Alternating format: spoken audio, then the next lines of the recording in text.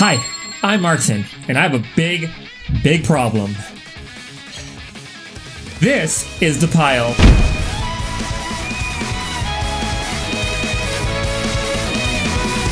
As you can see, I buy way too many anime models, and I gotta get these guys out of their boxes. So what am I gonna do? I'm gonna open all these boxes! Just for you. Welcome to Cape Frenzy.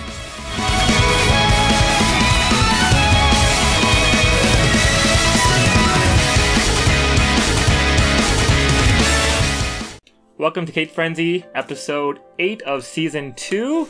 I hope you guys have been enjoying the current episodes. We're going to be opening a new figure today. I think I know who's in this one, maybe just by the box size, but I'll have to take a look and gander to see who it is. Import text. Okay, I think I know who this is. Alright, let's open this box up. What do we have? Oh, they gave me a Halloween one. Look at that. This one arrived in like December, so it's kind of weird that they gave me a Halloween one. Perfect. Okay. So today's figure, we're gonna be staying on the My Hero hype train, and we got Himiko Toga. Cool. Let's talk about the box.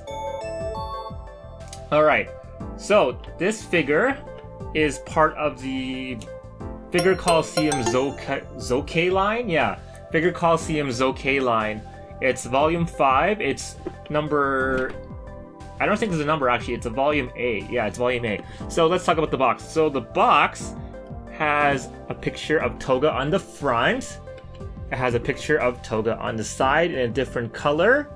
It also has a picture of Toga on this side too, and on the back it shows you both variations, one being version A and the other being the Bandai Spirits version.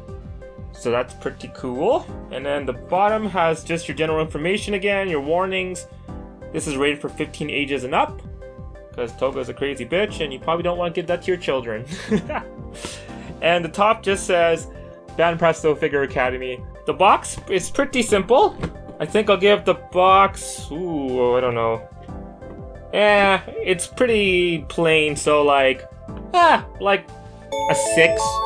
It's like nothing too special. It's pretty interesting, like just design. It's kind of like has this caution look to it. There's some comic book stuff on the side where it's like, whoa, you know, like look at this. And other than that, it's nothing too special. So yeah, 6 out of 10 for the box. This one has some tape on the edges, and then it's got here, got some tape down here. So Toga is a villain in My Hero Academia. You wouldn't expect it by looking at her, but she is a villain. There's a group in My Hero Academia called the League of Villains, right? And their whole purpose is to basically beat up school children. And I think that's what's so funny about Toga is because she looks like a cute little anime girl, but she's actually a super villain. Alright, so there's nothing in the box. The top has the QR code as usual. Okay, we have another coffin box. So the box packaging looks like this. It's fairly simple. It's got this weird flap. I'm kind of surprised that they just don't like tape this down to here, because when I opened her, she was like hanging out like this. So that's not super good. Like at least tape it down. It's just open like this, so that's not super good. I'm gonna open up the side of the box. There's some packaging there. Open this guy up. Alright, so it's a layout, and she's also in a bag. This one's a prize figure, so don't expect crazy packaging on this one. We have 4 packaging compartments in this one. We have her body, we have her base, her head, and her necklace thingamabobber. Again, this is pretty weak. Being a prize figure, these are not meant to be super expensive, so that's okay. We'll have to give it a lower score because of that. I'm gonna give the packaging like a 6 out of 10. It's not super interesting, it's not super fun. It does the job, but it could be a lot better. So 6 out of 10 for the packaging. Let's go from the bottom. Ooh, I wasn't initially gonna buy Toga, but she kind of grew on me. She has this weird charm about her. You know, weird stabby girl, you know? If you remember from my last Momo video, I mentioned her in the video. Himiko, which is a crazy bitch with a knife, you know, she'll just fucking stab you. With a figure like this, you would want better packaging just because there's a lot of small pieces that can definitely get crushed or, you know, potentially snap off. So this figure probably could have used better packaging in general because of how everything is with her. Like at least put some bubble wrap on her or something, you know? Okay, so for the assembly, okay, we have her body. This goes right here, I'm assuming. This goes here? Which part is this again? So this thing right here, it actually goes on top like this right there. So it's her mouth guard. And then the head has this little slot on the top. And it goes into this part over here. So that's fairly simple. Her foot has this little insert right here. And this goes to over here on the base. So we're just going to put that on too. And there's Toga. Yay! Toga Himiko comes from us from the My Hero Academia Band Presto Figure Colosseum Zoukei Academy. She is Volume 5, Version A. There is a different version, which is called the Bandai Spirits version, and that version is uncolored. This version has color, obviously. This figure was $56.24 Canadian, that's with shipping included, but by herself she was around $22. She stands about 8 inches tall, and she came out around December 2019. Now that we have her out of her box, let's talk about the sculpt and the paint. The first thing I want to talk about is just her pose. Toga has a really fun pose, and is one of the reasons why I picked her up.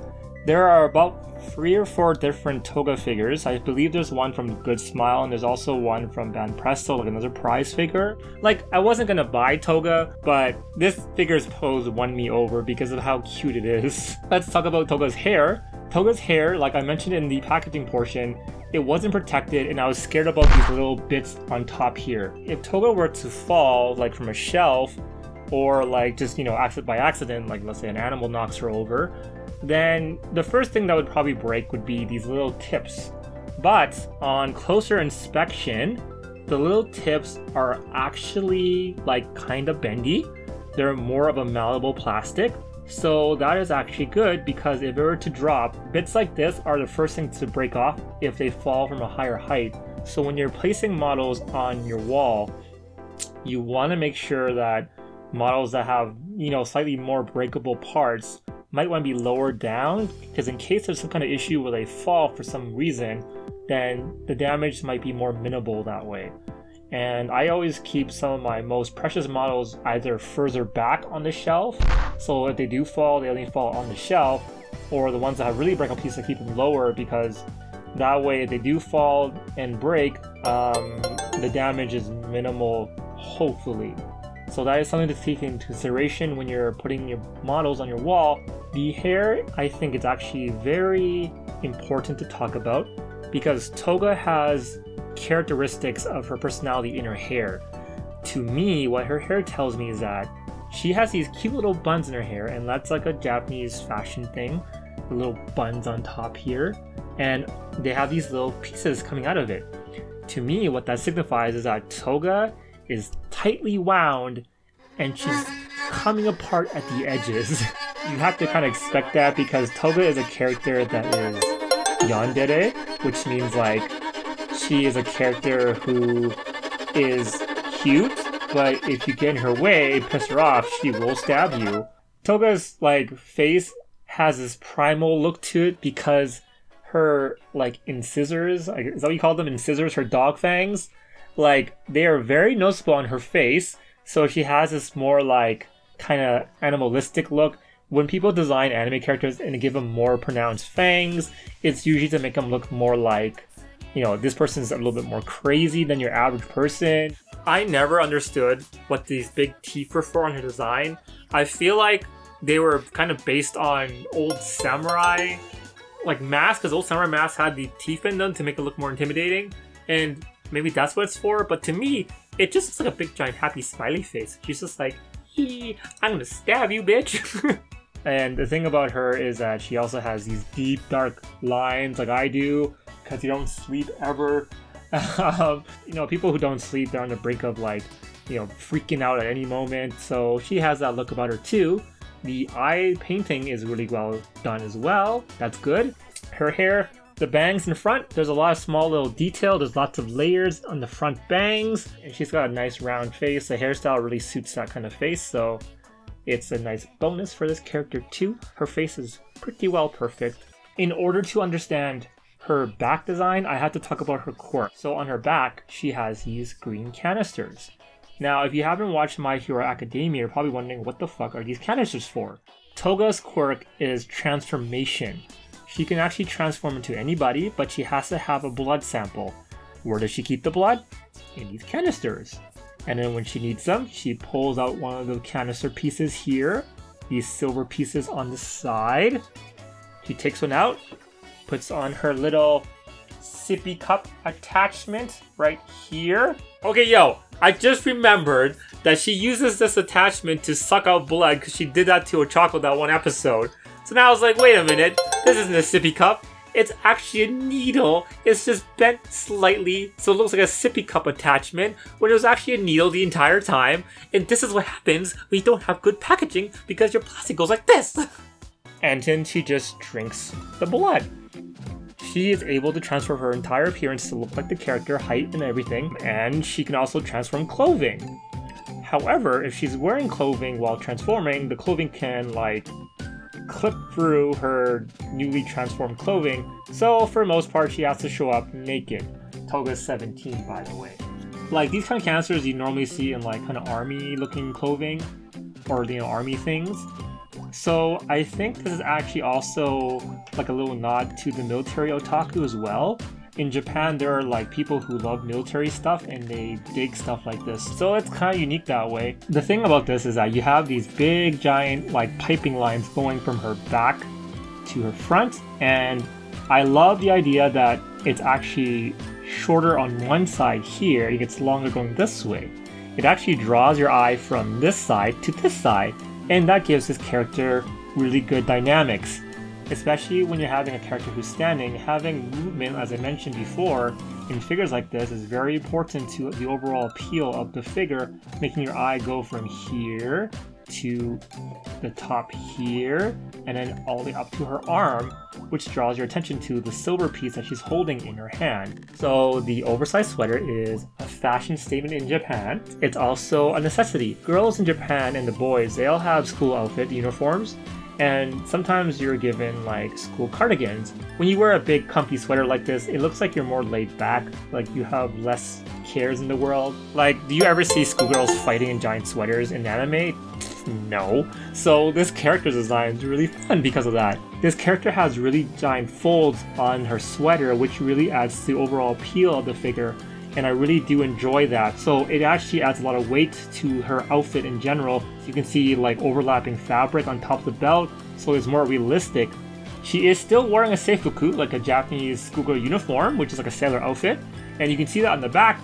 You can see the little remnant of it right here with the little panel. It's got these white lines. They are very tiny. You would expect a little bit of bleeding, but this is actually really fine work. So that's a huge bonus in the paint side of things. And the stamp is also on the back of the neck on the big black piece. But because it's in black, it's really hard to see. So if you just stare at it, you don't even notice it. So that's a huge bonus. And she also has her little bow. Her little red bow in front. One side sticks out.